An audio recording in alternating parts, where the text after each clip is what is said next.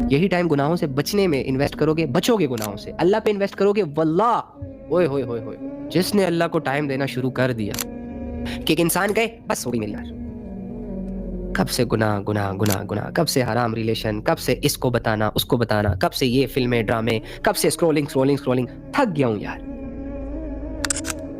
السلام علیکم ورحمۃ اللہ وبرکاتہ، امید کرتا ہوں کہ آپ سب خیریت سے ہوں گے۔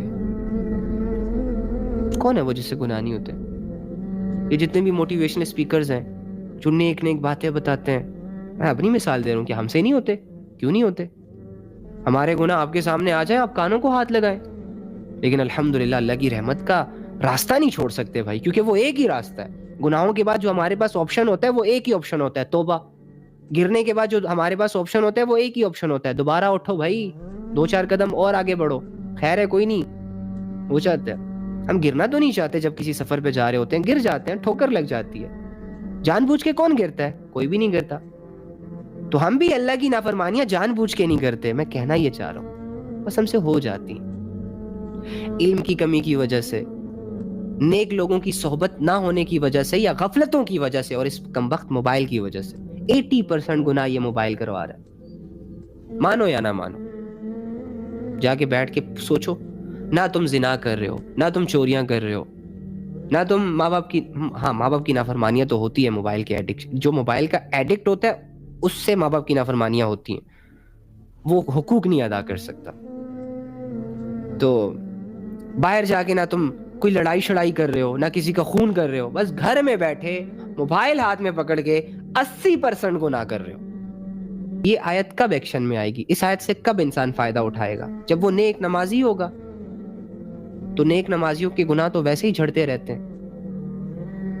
حدیث کا مفہوم ہے کہ جب بندہ ظہر کی نماز پڑھتا ہے تو فجر سے لے کے جو ظہر تک اس سے گناہ ہوئے ہوتے ہیں وہ معاف ہو جاتے ہیں، پھر عصر کی پڑھتا ہے تو عصر تک معاف ہو جاتے ہیں، اس طرح مغرب عشاء اور کرتے کرتے سارے دن کے گناہ دھل جاتے ہیں اس کے۔ لیکن یہ 5 وقت کی نمازی کا ریوارڈ ہے نا،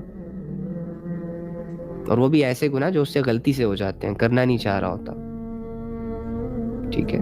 بڑے گناہ نہیں، چھوٹے بڑے گناہ، جیسے کہ زنا کر لیا عصر کے ٹائم، اب وہ مغرب کی نماز پڑھے گا تو کیا زنا معاف ہو جائے گا؟ نہیں، توبہ کرے، آئندہ نہ کرنے کا مکمل ارادہ کرے، تب جا کے معاف ہوگا۔ تو اینی ہاؤ، قل یا عبادی الذین اسرفوا علی انفسہم لا تقنطوا من رحمت اللہ، کہ جنہوں نے اپنی جانوں پر ظلم کیا، جنہوں نے گناہ کیے، وہ اللہ کی رحمت سے مایوس نہ ہو۔ یعنی گناہ کرنا پہلے جن سے ہوتے ہیں وہی مایوس ہوتے ہیں نا، تو آپ مجھ سے اور آپ سے ہو چکے، چلو تو اب دوسری بات تو مان لو نا اللہ کی، اللہ نے کہا تھا گناہ نہ کرو، ہم نے کر لیے، اب اللہ دوسری اپورچونٹی دے رہا ہے کہ اوکے فائن، مایوس مت ہو، واپس آ جاؤ۔ میں کہوں نہیں اللہ، اب میں اب آپ کا سامنا نہیں کر سکتا۔ ابے یہ تو جو اچھا بن رہا ہے نا، یہ تیری اچھائی نہیں ہے، یہ تجھے لے ڈوبے گی۔ اللہ کی رحمت کو کون نو بولے گا بھائی؟ ایسا نہیں ہوتا، لوگ بیوقوف سمجھیں گے کہ اللہ معاف کرنے کے لیے تیار ہے، یہ بندہ بیٹھا ہوا ہے کہ مجھ سے سال پہلے یہ ہوا تھا، 2 سال پہلے ہوا تھا، آج یہ ہوا تھا، پرسوں یہ ہوا تھا، وہی جو ہوا سو ہوا، سدھارو اپنے آپ کو۔ جب بھی تمہیں نفس اور شیطان گناہوں کی طرف ابھاریں، یاد رکھنا اللہ کا ذکر تیز کر دو، اللہ کو یاد کرو، اعوذ باللہ من الشیطان الرجیم پڑھ لو، تسبیحات شروع کر دو، سجدہ کر لو، کوئی نفل نماز میں کھڑے ہو جاؤ، کسی کے ساتھ کوئی بھلائی کر دو۔ یہ نہیں کرو گے نا تو بیٹھے بیٹھے تو کوئی فرشتہ آ کے تمہیں گناہوں کے میدان سے سائڈ پہ نہیں کرے گا بھائی، تم آئے عبادت کے لیے ہو، تقوی اختیار کرنے کے لیے ہو، تو تقوی متقی بندہ کیا کرتا ہے؟ یہی کرتا ہے نا، خود کو گناہوں سے بچاتا ہے۔ وہ ایک ابو دردہ رضی اللہ تعالیٰ عنہ فرماتے ہیں کہ اس کے شعر ہیں، ان کے اشعار ہیں کچھ، تو جس کا خلاصہ یہ ہے کہ لوگ جو ہے نا اپنی تمناؤں کا پورا ہونا چاہتے ہیں، ان کی یہ خواہش ہے کہ بس میری تمنائیں پوری ہو جائیں، جو میرے دل میں آئے، چاہے اچھا ہو برا ہو، مشکل ہو آسان ہو، بس آرزویں پوری ہوتی رہیں۔ تمنائیں پوری ہوتی رہیں. جس پہ دل آئے اگلے دن مرید بن جائے, جو چیز اچھی لگے اگلے دن ملکیت میں آ جائے, جو خواہش ہو صبح اگر رات کو اگر کوئی اچھا خواب دیکھوں تو صبح حقیقت میں وہ پورا ہو جائے. واہ بھائی, کون سی دنیا میں رہ رہا ہے؟ یہ زمین ہے. دیکھ ذرا ان پہاڑوں کو, ان چلتے ہوئے سمندروں کو دیکھ, کوئی ہواؤں کو دیکھ, کچھ آنکھیں روشن کر. تو اس زمین پہ ہے جس کے بارے میں اللہ نے کہا یہ ایک آزمائش کا گھر ہے, یہ مشکلوں اور مشقتوں کا گھر ہے. ٹھیک ہے, آرزویں اور تمنائیں انسان کو پتہ نہیں کہاں سے کہاں لے جاتی ہیں. ٹھیک ہے, لیکن اینی ہاؤ کہ انسان اپنی تمناؤں کو پورا کرنا چاہتا ہے, خواہشوں کو پورا کرنا چاہتا ہے, اور جب جب اس کی خواہشیں پوری ہوں گی تب تب اسے لگے گا کہ دنیا جنت ہے یار, کاش اس میں موت نہ ہو. لیکن جب اس کی کوئی تمنا, کوئی خواہش, کوئی آرزو ہٹ ہوگی, نہیں پوری ہوگی, ڈیلے ہوگی, مایوس ہو جائے گا, ناشکری کرے گا. جو چیزیں ٹھیک ہوں گی ان میں بھی انوالو ہونا چھوڑ دے گا. ٹھیک ہے,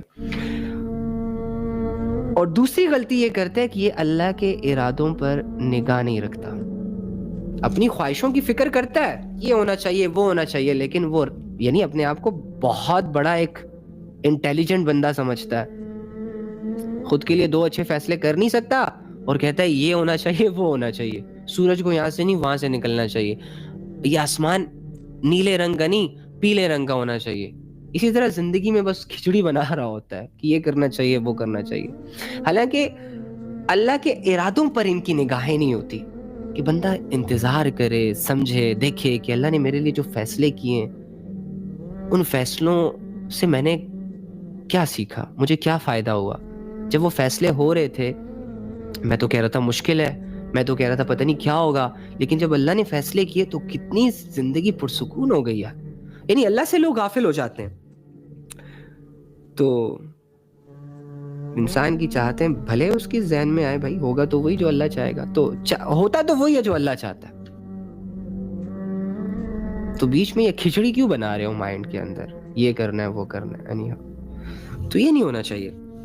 تو جب بھی شیطان اور نفس آپ کو اللہ رب العزت سے غافل کرنے کی پلاننگز کرے, غافل آپ کب ہوتے ہو؟ جب آپ اللہ کو بھول جاتے ہو, دنیا کو ٹائم دیتے ہو, گناہوں کو ٹائم دیتے ہو, گناہوں میں انوالو ہوتے ہو, 5-10 منٹ کی لسٹ کی خاطر آدھے 2 گھنٹے کا گناہ کرتے ہو, پھر آپ مکمل طور پر غائب ہو جاتے ہو, خود کو کھو دیتے ہو. آنکھیں کھلی تو ہوتی ہیں بظاہر لیکن بند ہو جاتی ہیں, کان بظاہر ٹھیک ہوتے ہیں لیکن آپ کو سنائی نہیں دے رہا ہوتا, دل دھڑک رہا ہوتا ہے لیکن اس پر اثر نہیں ہو رہا ہوتا.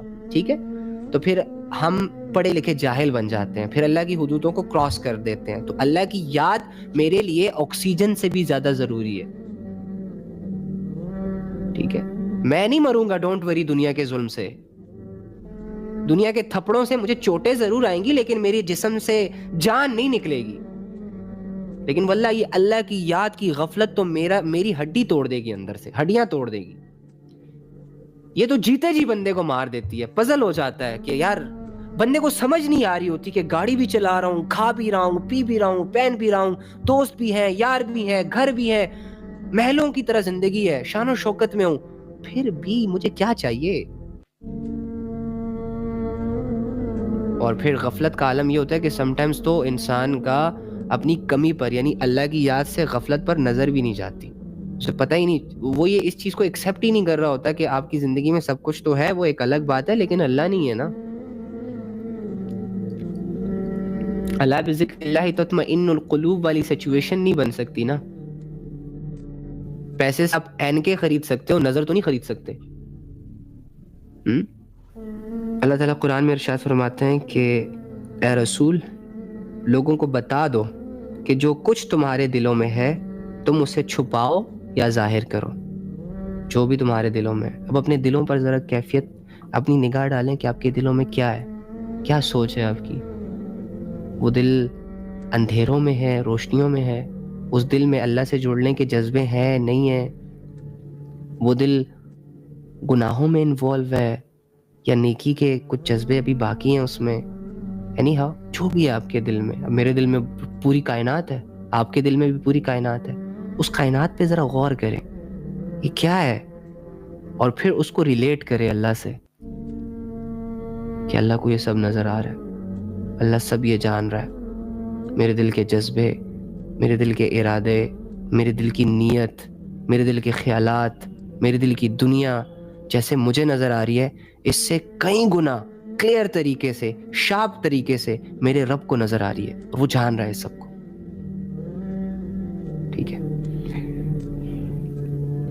اللہ اسے جان لے گا، اور جو کچھ آسمانوں میں ہے اور جو کچھ زمین میں ہے وہ سب جانتا ہے، غافل نہیں ہے. ہم جو کر رہے ہیں زمین پہ اللہ اسے دیکھ رہا ہے.